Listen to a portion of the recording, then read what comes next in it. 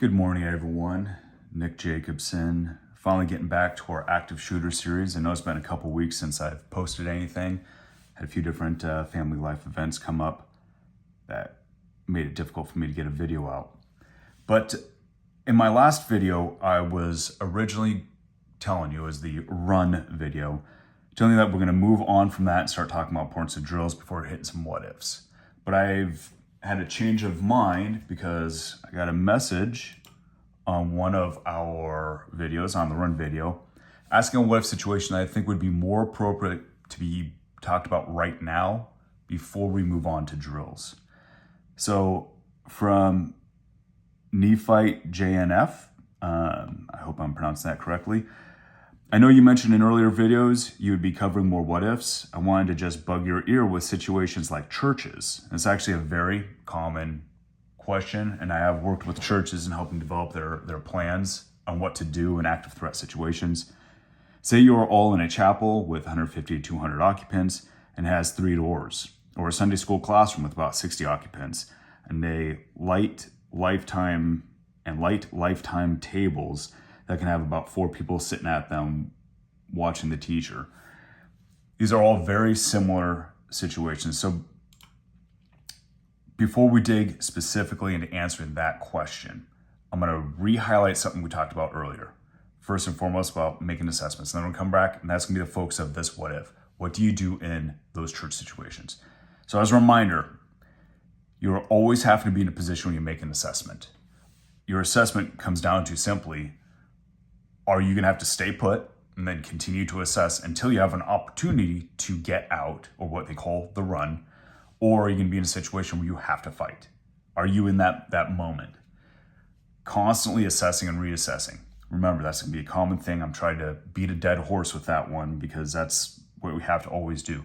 We are always making assessments. Imagine you're behind the car, the wheel of a car. You're driving down the road. You should be constantly making assessments on, do you need to change lanes? Where are the vehicles around you? So this is not a foreign concept. We're just applying it to this unique circumstance. Ultimately, at the end of the day, though, regardless of what the situation circumstances are, remember, you have to prepare to lead. Who's in charge here? You are. You have to make a decision, and that's a big decision when life is on the line. It's a leadership decision because it's going to affect more than just you. It's going to affect those around you. All right, you guys may remember, we first started in that classroom. You hear threat of violence outside of the classroom. I'm not going to spend much time here. You're going to set yourselves up nearest to perceive the violence, but we're not worried about a classroom. Maybe we don't have a door. This is one I actually set up for people in office spaces. Similar basic setup. We don't have a door, but we're still in a confined space. The threat could still come around the corner. This is still your best opportunity if this is your only way in and out, or if you hear the violence outside of that. Now, we did talk about what happens when you're the first classroom in the fight video, episode 5D, where we talked about, throwing of objects. And we're going to revisit that in a moment, but when it's appropriate to use objects for toss, when it's appropriate to use improvised tools. The question really has come down to, what do you do in a situation like this? This is a reasonably sized church, probably a congregation of near 100, if not 100 plus. You have a confined space with maybe 1 or 2 exits at the front and probably 1 or 2 exits at the back.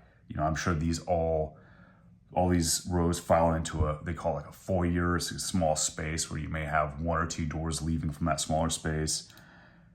But it was also asking about situations like this. Now, this is actually a photo of me and my then co-presenter, Shane, when I was working for a school district and I was teaching staff. And I think specifically we were talking about active threat. I think that's what the photo is up there, is our active threat conversation, which is different from active shooter. Active shooter is a component of active threat. But what about situations like this, cafeterias? There was, and I'm going to revisit the cafeterias and talk specifically about a shooting that happened at Marysville-Pilchuck High School in Washington State. So we're going to revisit that. And here's the other one. What do you do with open spaces? Now, to frame this conversation, and before I take another step, I want to share two videos. Things that have happened in actual churches. This one was 4 years ago. Yes, it's 4 years ago. This is CBS This Morning's video. Deadly Texas shooting, church shooting. 2 killed, members returned fire, killing gunmen. So let's watch this real quick. Make sure the volume is all the way up so you can hear it. Well, it was like a matter of seconds. That's how long it took to turn a peaceful Sunday service into a room filled with chaos and fear. Cameras inside this sanctuary capture the moment the gunman pulled a shotgun from his pants, shooting 2 male parishioners in the corner of the church. Some people ran to escape the danger while others hid under pews. Isabel Ariola. So I'm going to stop right there and come back to this video. Ultimately, the shooter was stopped by, what the NRA likes to call a good guy with a gun. And there are situations in which having a firearm and being trained in the use of that firearm and employing it will stop threats like this. And so that was good, quick acting on this individual's part. Unfortunately, 2 people had already been shot in the situation. What is the reaction of people? Take note. Get down and cover up. Because what if every single one of these people, I don't care what their age is, what have they been taught to do in schools? Get down and cover up. Started with duck and cover, as we mentioned in the history response. And for younger generations, it came down to lockdown drills. This is the majority of the response. A few people exited. You can tell that these pews are cleared. So a number of people have exited. Is this necessarily a wrong response right off the bat? Not necessarily. This might not be the wrong response because if there's clogging on people trying to get out, but ultimately you need to move out. You need to get yourself out. Keep yourself low. I wouldn't stay in the pews. I would have moved out. Get down low behind what is primarily concealment, although some of these old pews are hard chunks of wood. You get a few pews in a row, it'll stop a bullet. That'll be a cover. But I would say if you're able to move, you need to move. Now, some of these people, they're elderly. Maybe they can't move in that situation. What stopped the threat in that day was an individual with a firearm. Now let's talk about another one. You may not always have a firearm, and that's what I tended to rely on. I don't suggest, advise, recommend people carry firearms. I'm pro-gun. I'm pro people carrying. I think firearms, when applied in the appropriate situations, as it was the case here, have saved lives. That is a fact. I also think there's a lot of people who are improperly trained on firearms, and that firearm is more of a danger to themselves and others than it is a tool of benefit. I will also stand by that. I also believe that we won't always have firearms on us. Now, this comes from Live Fox. Now, actually, I'll make this one a big screen. This is a situation where there wasn't a firearm present, yet the shooter was also stopped. So let's pay attention to the story. The pastor, take a look at this video. Firearm at the pastor. And that was the shocking moment there being played out in front. Like, look how fast this happens. And you see the video there. Very quickly, the moment the firearm's present, somebody within the congregation comes up, and what does he do? He secures the weapon. Now, there are different techniques of approaching this. One could argue whether or not if that was the right way to do it, but at the end of the day, he accomplished it. That guy, you can see it right here, he's holding the firearm right here. Then he gets the assistance of the pastor to release the firearm from this guy's grip. And right here, he already has that firearm. He has secured the weapon. And now he's holding it. Now, we'd have to see about proper control. I would like to think he then would have, and we don't know from this video, then kept the barrel pointed down, put it in a safe place, or if he knows how to clear that weapon of its ammunition to properly clear it, again, pointing in a safe direction so that no one doesn't intentionally get injured. But this guy, he went through an assessment. He saw what was going on. What was his response? I'm in a position where I need to fight. That was his response. And fight he did. What was the pastor's first response? Now, I don't think the pastor's response was necessarily inappropriate either. You have the pastor. Let's get to it. Here's the pastor turning and running. He immediately responds with running, but he then ducks down to hide. Was he really able to fight in that moment, though? Let me give a little credit's due. The pastor here had obstacles between him and the threat. For him to come at the threat, fighting might not have been the best option. This guy here is frozen. He didn't move. What should he have done? It looks like he has a doorway back there. He really should have gotten up and moved immediately. Immediately move. Hey, there's a weapon, there's a threat, I need to get out of here. Get yourself out of there. Get out of the way. The pastor went and hid behind his pulpit. I wouldn't go and hide, although, was it the wrong decision? Not necessarily. He couldn't exactly fight. And he moved to a position of what seemed like concealment. He probably thought was cover. I would argue this is probably not enough to be cover, but we would have to look at the item itself. But then he turns right back after this guy starts securing him. He comes right back over and immediately starts his portion of where they're working together in the fight.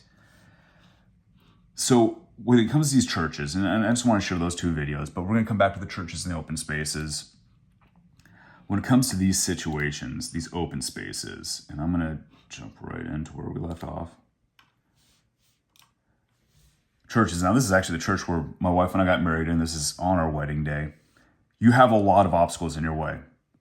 If somebody pulls out a firearm, is it possible people could die? Yes, we saw that in the first video. But you're still faced with that situation. If the threat is, say, it's right up here, the people in that immediate vicinity, their best option may be to close the distance with the attacker and to fight. That might be their only option. For these other people who are further away, your only option might be to get out. I would suggest that is what you do. If you can get out, get out. There might be people here who can't physically move on their own. Here's a perfect example. Actually, my cousin over here has cerebral palsy. He's wheelchair bound. The only way he's getting out is by my uncle, who would push him out and get him out. For him, it might not make sense to get out right away. He might be stuck. Always know where your exits are. So here is actually that church and the main exits. You actually have two exits out of the building. This is what the blue represents as doors. You also have a foyer in the back with two doors leading out. This leads directly outside. That's directly outside. That's directly outside. But to get to it, you'd have to go through two doors and a small office space to get there. You need to know your exits and how to get out. There are multiple ways of evacuating, but you need to move if you can safely do so. I would not suggest just hide if you're capable of moving. If the threat is next to you, you may decide it's best to fight.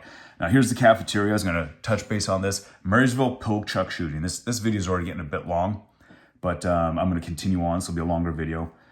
Marysville Pilchuck shooting. It was actually a targeted shooting, but 4 individuals were killed. I believe it was 4, including the shooter. It might have been 5, including the shooter. The individual was actually targeting his friends at his own table. And what happened when that shooting began? What did all those kids do? With all these possibilities of exits, ways of getting out, what was their response? They got down underneath the desks and they hid.